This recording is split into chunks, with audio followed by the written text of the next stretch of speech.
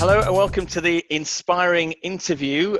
Today's guest, all the way from America no less, is and Flint in America, is Joe Schipani. Hi Joe, how are you doing? Good, how are you? Do you know what? I'm really, really good. I've been hearing about your project, the Flint. Is it the Flint Art Project? For years Flint now. Public Art Project. Flint Public Art Project. I mean, for years now, I keep seeing amazing murals keep popping up, and all I can keep thinking about is, how cool is Flint? I want to get over to Flint. I want to get over there right now. What's going on over there? Well, we started in 2017 with the murals with In Decline. They did a series of water crisis murals here for us.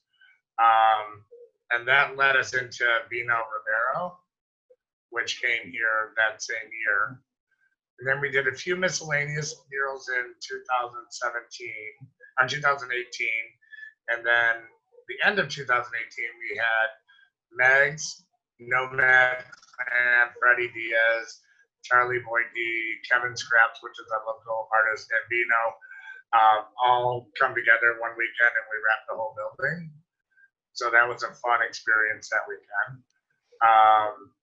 And then we started last year off, we did 104 murals last year with people from all over the world. Local artists, and I think we had 20 people from 27 different countries come here last year and paint murals. Nomad Clan has been here 3 or 4 times. They have 5 cool murals here. We're hoping things change and they get to come back with COVID and everything. But the big point of the project is to help change the narrative of the city from water crisis to art. And how did you get involved in it, Joe? What brought you into the project? I have been the director of Flint Public Art Project since 2015, and our goal is to activate vacant spaces and help the city reimagine what those spaces could be. And so we've done a series of neighborhood art parades, which we partner with the state police, Walmart, and we do like a little mini festival in 4 evenings a month, and kind of activate different spaces that are unutilized. Where we have a little marching band, we do a little parade in the neighborhoods, DJ, Walmart brings food, and we do some kind of different art project with visiting artists. We've had our artist residency house now for 12 years, where we've had visiting art, or not 6 years, where we've had a ton of different visiting artists from all over the world come visit. We used to do a festival every year in an abandoned lot where the Chevy factory used to be, until that was rebuilt into a park. And now we're working on murals that, there's been a lot of focus on the blight and the destruction of the water crisis in Flint. And when the companies like Netflix come in, they like to blur out the nice areas in the city. So we figured, well, let's put some nice things up all over the city and have people question what they're really trying to show. So that's what our goal has been. So this you mentioned the water crisis a few times there, and I living over here in London, you hear bits and pieces, about what's gone on over there. But could you just give us a bit of an overview in terms of what's been happening in Flint that's caused this crisis? And well, in 2014, the state took over the city to help take care of its finances with an emergency manager. They switched our water from the Great Lakes into the river water and didn't properly treat the water, which corroded all the lead pipes that were in the city, which took out the coating, and so that pretty much gave high lead ratings in all the water. So since then, they've been working on replacing all the water pipes, but every time you say you're from Flint, they're like, "Oh, how's the water?" can you drink the water there? Are you able to take a shower there? Are you able to, so it's like, yeah, you're able to do all this. And a lot of it has been fixed. A lot of it's been replaced. They're still working on doing parts of the city. So it's been a long process, but it's getting there. But it's time to get Flint to be known for something else.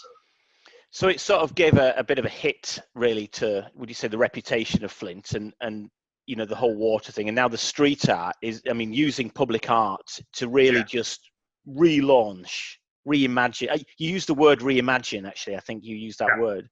The cities. Is that what it's about then? Just reinvigorating the place? It's about bringing attention. There's so many neat buildings in Flint, so many neat spaces, so many great people that are community members that are doing great things in the city that is totally being overshadowed by everything else that has gone on in Flint in the past. And so putting these big, beautiful pieces of art help people notice these great things that people are doing, these great spaces that can be reused, and making things great. And are you a local as well? Are you from Flint originally, Joe? I'm originally from Detroit. I've been here for the last 15 years. Oh, you're pretty much local. So you've seen it. Or what got you into the art scene in the first place? How did you get to what you're doing now? Well, when they first started Flint Public Art Project back in 2012, there was a group of people from New York that started it, and with a couple locals, that they were looking for a place to stay, and we had rental properties at the time. So we ended up renting in one of our properties to start the thing, and then ended up becoming a board member, and then ended up becoming the director in 2019. Was it something that just, it just caught your imagination then? You thought? It did. I've always loved art. So my undergrad degree is in theater design. So I've always loved the arts. I always loved art. So it's just a great way to be a part of it. So. And was it always, because there's lots of different arts, was it, when did the idea of the muralism really start to emerge then? What brought that on? In 2017, we partnered with Indecline and Collabs in the United States. They're an LA group, and they came to Flint and did a series of water crisis murals. Collabs did some videos around that. We kicked off a great partnership with Collabs, and they have connected us with tons of different mural artists. And just listening to what the people wanted and what the people were saying, it was like, how do we come up with a solution? And this was the solution to how do you get, Netflix came here. They did a whole series called Flint Town, and they focused on all the blight, destruction, and crime. And whenever they went to a nice area, they blurred everything out. And it's like, how do we get people to question what's behind that blur? And color and beauty is the best way. And so trying to make things look better so they don't have anything there's not a lot of spaces to show that, there's a lot of, looks like a rundown war town, which it's not. Which you can go to any city, almost anywhere. And if you film it right, you can get make that kind of video anywhere. But it's really a shame, and people are really upset because a lot of community members are still doing a lot of great work here. And so we sat down after listening to the community members with Collabs and our artist and our board. We all came and some community partners that came up with the ideas. Let's put as many murals up and see if we can change the narrative from crisis to beauty. And how is the I love that. And how's the reaction been in Flint to these pieces coming up? Because obviously, when you start putting street art up in the first place, in my experience, there's often a little bit of uncertainty, a little bit of, people assume that it's going to be graffiti and tagging and all that. And then when they see these amazing murals, it completely changes their perception. Is that what you've experienced too? We found that, when we first started out, it was hard to get anybody on board because you know, everybody thought of murals as those 1950 or 1960s, 1970s kind of style murals that were, you know, what they were, but they didn't realize how much murals and street art has evolved until they saw the first few.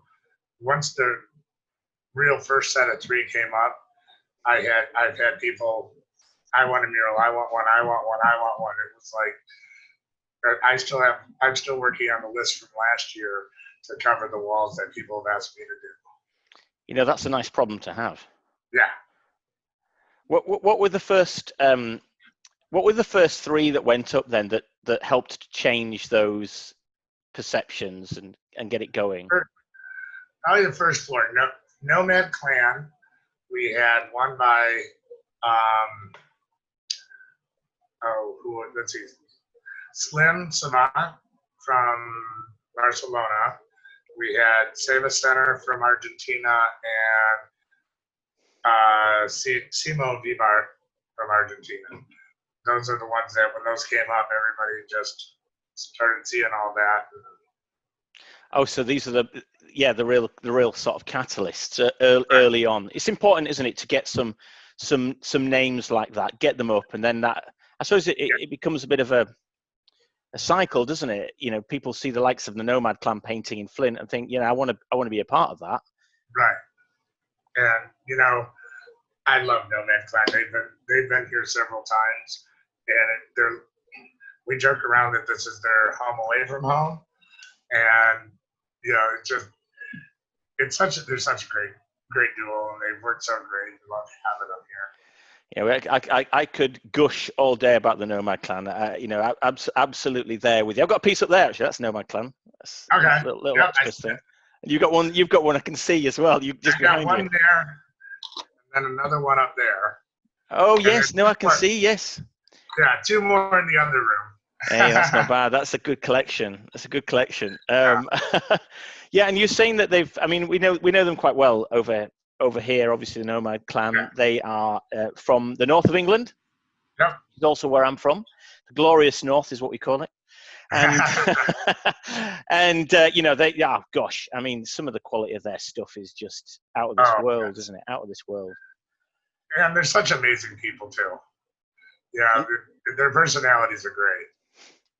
And you say they've been over a few times now. I'll just explore the Nomad Clan theme a little bit more. But you saying they've done 5? Is that right? 5 different murals? Yeah, 5 pieces here. Yeah.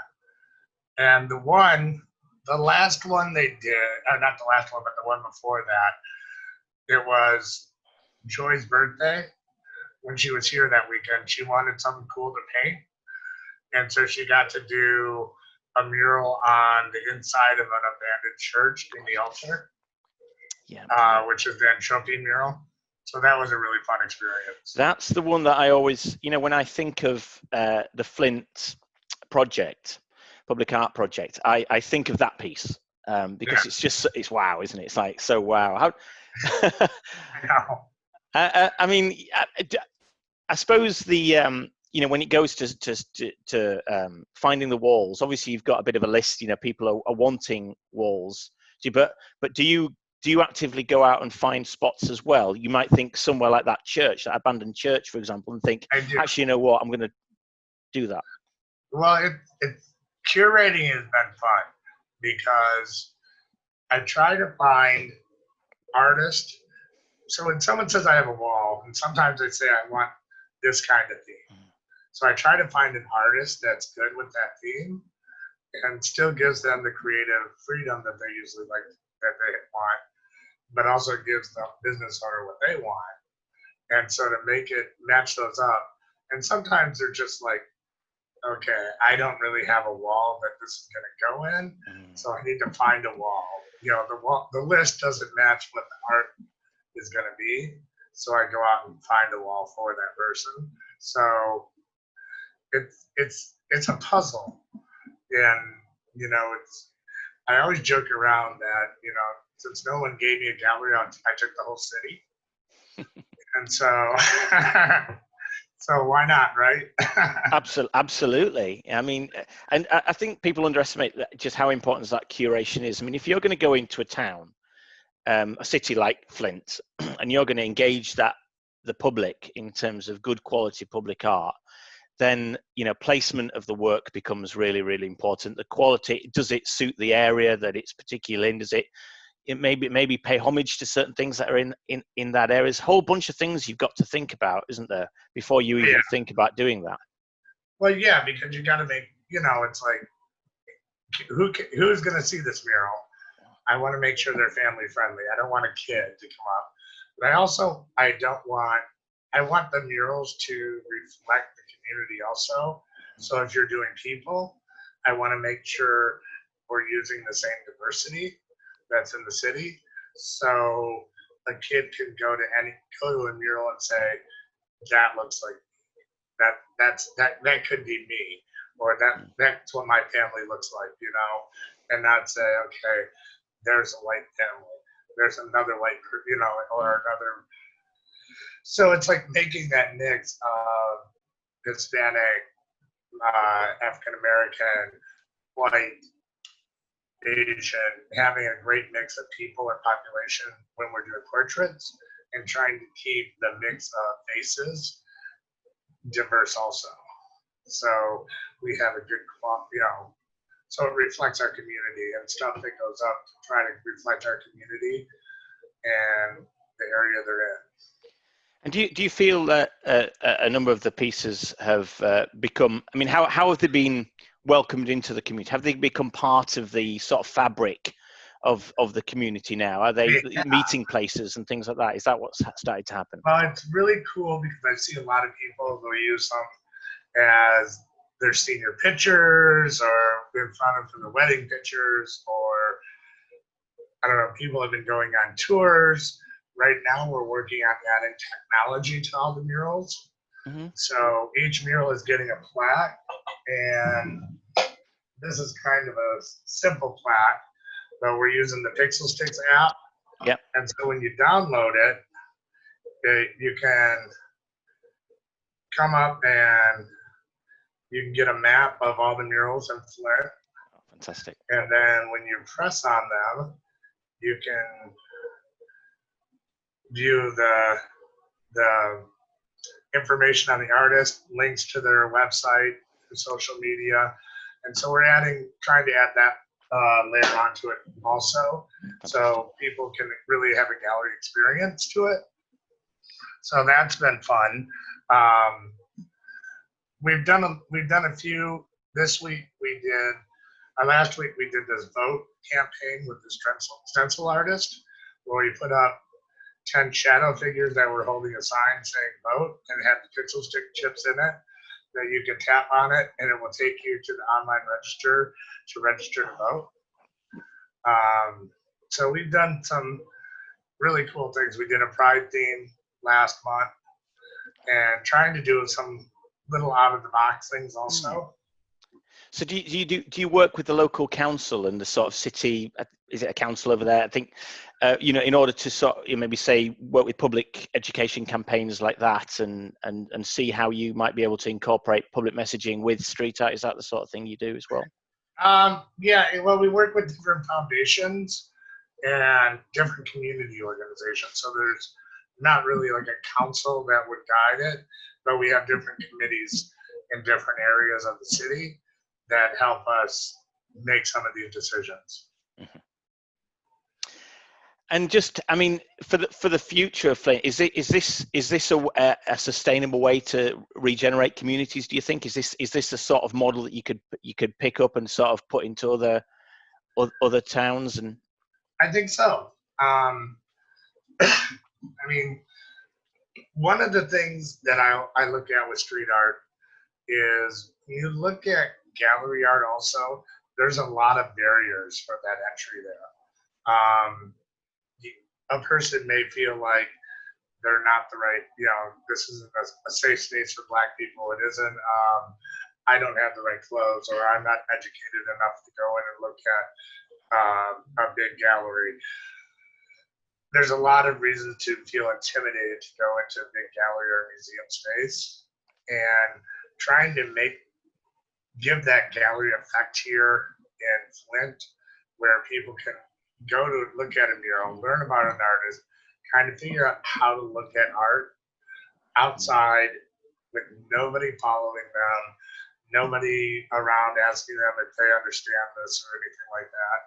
They can just figure it out on their own a little bit and feel comfortable going into those spaces. So it's a great way to break down some of those barriers. Absolutely, it becomes accessible, doesn't it? It becomes accessible to the general public. They look, they enjoy it, and fantastic that you get in that app, you know, so that somebody can actually learn about the artist and the work and the thinking behind it. I think makes a lot of difference. You know, it's funny because do you do tours as well around there? Do you do tours of the art? Yes, Katie has been doing our tours. Oh, I bet she's very good. Very good, yeah. She'll give you a lot of information. Yeah, well, she's a hive of knowledge. Yes, you know, absolutely. The thing is, I remember working with the Nomad Clan, actually, and they did a similar thing in a northern town called Rochdale, which is a mill town in northern England. And I did the tours. I did the street art tours for them. And the things that I really picked up from that is that there was a little bit of reticence before doing the tours in terms of how people saw their town. They just didn't look at it as anywhere special or anywhere exciting. But then when we walked through the streets and we saw the murals, and we not only talked about the artists and the art and what might have inspired them, but the area around it and the buildings, and suddenly that perception changed. And suddenly people who'd lived in the town all their life were having a new perception of their town because of the way that the street art was making them look at it. And people were going away, I never knew this, and how great it is that we've got this piece of work, and how wonderful it is. And I just always think back about that when I think about public art in places like Rochdale and places like Flint, how it makes people proud. Yeah. And, you know, and it's even for me doing this, I've learned so many new things about the city myself. It's like we were installing this one mural, and I drove around because one of the roads were blocked off for construction, and I was driving a different way, and I looked and I'm like, wow, that's the best view I've ever seen of the downtown. I've never seen that before, and nobody goes down that way to actually really look at that from that direction. I'm like, wow, that is a really neat view. And just seeing different buildings and structures that are there, it's like, you know, I don't know how many different areas of the city that I've redesigned in my head that I'm like, oh my gosh, this space would be great for this. And I'm hoping that inspires other people to do the same. I'm sure it will. Joe, I'm going to leave it there. Thanks for talking to me. That's really interesting. I love this project. I think it's a fantastic work what you're doing here. Thanks for coming on, Joe. No problem. Thank you for having me.